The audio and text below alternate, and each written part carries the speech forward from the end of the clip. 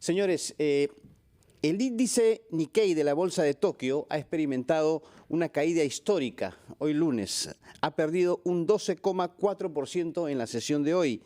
Y este desplome se suma, a su vez, a la caída del viernes, cuando ya el índice había perdido casi un 6%, lo que ha marcado una, diríamos, semana muy inestable, muy volátil para los mercados japoneses. Y ha sido considerada como la peor caída registrada desde el lunes negro, así se le denominó allá en 1987, cuando el Nikkei sufrió un desplome del 14,9%. Bueno, vamos a conversar con David Tuesta, presidente del Consejo Privado de Competitividad. Él ha sido a su vez ministro de Economía. Don David Tuesta, ¿cómo está usted? Muy buenas tardes. Muchas gracias por atendernos. Buenas tardes. Carlos, Joana, encantado. Placer. A ver si podemos escucharlo mejor. Hola, ¿me escuchan bien? No, tenemos un problemita, estamos escuchando Se le escucha con eco. Con eco vamos a permítame un minutito nada más para arreglar esto, porque es importante hablar sobre este tema y sobre todo explicarlo de una manera que los oyentes y televidentes también puedan entenderlo, porque es obviamente un tema muy especializado en economía, pero tiene su repercusión, ¿no?, en las bolsas de valores del mundo. Y lo ha tenido, claro, en el mundo en general. ¿Usted nos puede escuchar bien, señor Tuesta? Sí, perfectamente. Hola. Sí, ha mejorado el audio. Ahora sí. ¿Cómo está, don David? Gracias por su gentileza. Muy buenas tardes. Joana Castro y Carlos Villarreal, los saludamos. Bueno, a ver, si pudiera por favor explicarnos y explicarle a nuestra audiencia en radio y televisión y en redes sociales de manera, diríamos, simple, ¿por qué se ha producido esta caída, ¿no?, del índice Nikkei de la bolsa de Tokio? ¿Qué significa esto, ¿no?, y qué repercusión podría tener a nivel mundial? ¿O tiene ya? Sí, ya tiene, por supuesto. Son múltiples factores, ¿no? Pero vamos a empezar, digamos, por el inmediato o el que ha sido el detonante, ¿no? Este ha sido la decisión del Banco de Japón, que es el equivalente al Banco Central de Reserva acá en el Perú, de incrementar después de bastante tiempo su tasa de interés. ¿Qué significa esto, no? Que la moneda japonesa es considerada una moneda bastante fuerte, ¿no?, dentro de los mercados internacionales. Entonces, durante mucho tiempo, esta tasa de interés ha estado, vamos, hasta en niveles negativos incluso. Entonces, ¿qué hacían los grandes inversionistas internacionales? Se prestaban en esta moneda fuerte como el yen, pero que estaba a tasas de intereses muy bajo, y con ese dinero prestado prácticamente a cero o negativo, compraban luego otras monedas en el mundo, ¿no? Entonces, ese diferencial cambiario a nivel global les permitía generar, digamos, inversiones y ganancias importantes. Cuando el Banco de Japón anuncia pues esta subida y además da señales de que puede continuar subiendo, entonces empiezan a ver sus posiciones financieras, se dan cuenta que, oye, ya el negocio probablemente no sea tan rentable, estaban muy financiados con esta moneda, y entonces empiezan a vender masivamente diferentes posiciones en el mundo, ¿no? Tengo entendido, señor Tuesta, que digamos el origen que ha generado que el yen se fortalezca y que por lo tanto se vea una caída o un movimiento que no se observaba desde 1987 es justamente la inflación y cómo se han ido moviendo los precios. ¿Estoy en lo correcto? Así es por eso justamente que el Banco Central de Japón decide subir su tasa de interés, ¿no? Pide incrementos de salarios, pide incrementos de inflación, entonces en ese momento sube, y el resto de países que estaban financiados en yenes deshacen o empiezan a vender sus portafolios en yenes en otros países, ¿no?, que se encontraban apalancados. Y esto, sumado también a la debilidad en otras economías, Estados Unidos, pues ha empezado un proceso de desaceleración de su crecimiento, los datos no han venido tan buenos.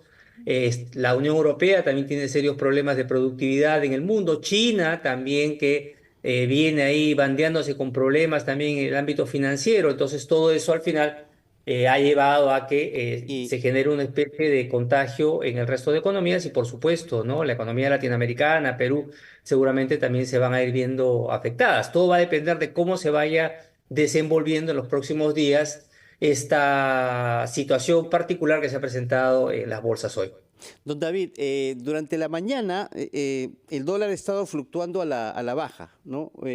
Y esta situación en los Estados Unidos, como efecto de la caída en la bolsa de Tokio, podría a su vez tener un efecto, ¿no?, a la baja en el mercado peruano, o sea, el dólar podría también irse a la baja en el país. No, por el contrario, lo que vamos a observar es un contexto, digamos, de mayor presión probablemente sobre el dólar, sí, a su incremento.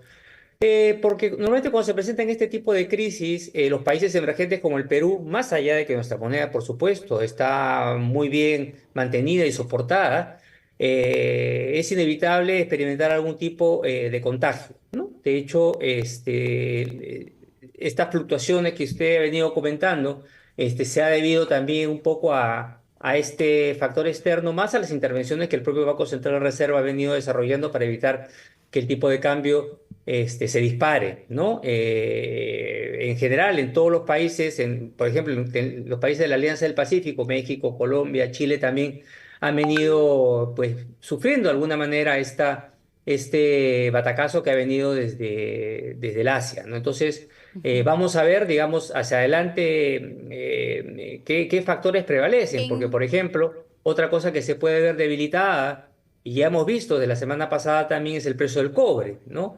Al incrementarse las expectativas negativas respecto a un escenario más débil de la demanda en la economía mundial, el precio del cobre pues ha venido cayendo y vamos a ver si esto, hasta dónde, ¿no?, se presenta este escenario, que estamos en el nivel, si no me equivoco, de hace 4 meses. Recuerden que el precio del cobre ha venido subiendo de manera constante y ahora otra vez empieza a mostrar un efecto hacia la baja. Y esto puede tener incluso efectos sí. en crecimiento, en recaudación. Pero como le digo, hoy estamos a las primeras horas, ¿no? Vamos a primero o un día, digamos, de esta situación. Veamos si esto es un escenario solamente un susto o de acá para adelante habría que recalibrar nuestras perspectivas económicas. A nosotros el tema de la Uno de los materia, por motivos, señor supuesto, nos Tuesta, había importa mucho. mencionado que, claro, era la inflación en Asia.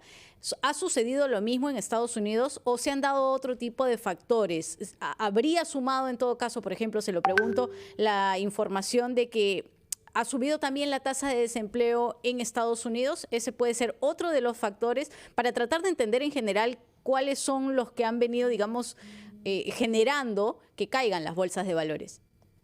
Efectivamente, ¿no? Tienes primero el factor detonante, el que disparó toda esta situación, Asia. el que incendió la pradera, que fue el tema de la subida de la tasa de interés en Japón, pero a raíz de eso, pues todos los mercados se han puesto nerviosos por qué viene sucediendo en el resto del mundo, ¿no? Y ahí Ujú. viene el tema de Estados Unidos, una de las principales economías del mundo, que ya se venían anunciando datos no tan auspiciosos en su Y, economía, particularmente uno de ellos, el resultado de las tasas de desempleo.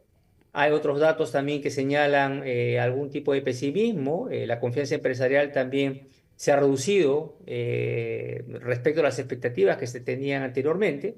Y entonces, claro, eso lleva a que los mercados también sean más cautelosos con economías emergentes como las de Latinoamérica y entre ellas la de Perú, ¿no? Entonces, por eso hay que ver en sí, próximos días cómo estas noticias se van desarrollando, ¿no? Si es solamente un hipo del día de hoy que se Claro. corregirá ajá. en próximos días o estamos a puertas de un nuevo escenario más complicado para las economías como la peruana. Una última pregunta, don David, le pido una respuesta bien concreta, por favor. Esta situación en la Bolsa de Tokio, ¿cómo va a impactar en nuestra relación comercial con Asia, ¿no? Hablamos de las caídas de la Bolsa de Tokio, Taiwán y Singapur. ¿Cuál es el peso de estas bolsas, de este contexto en nuestro comercio?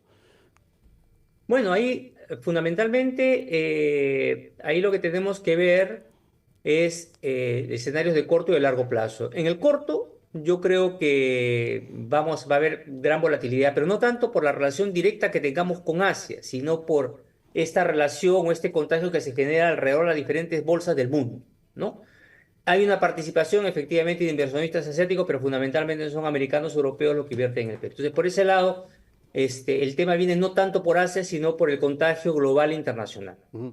Luego habrá que ver el escenario de mediano a largo plazo, donde nuevamente el impacto va a tener que ver por las bolsas en su conjunto, no específicamente por lo que hagan los inversionistas asiáticos, sino por cómo se configuran las expectativas respecto al mercado financiero global y a las condiciones económicas de las principales economías del mundo.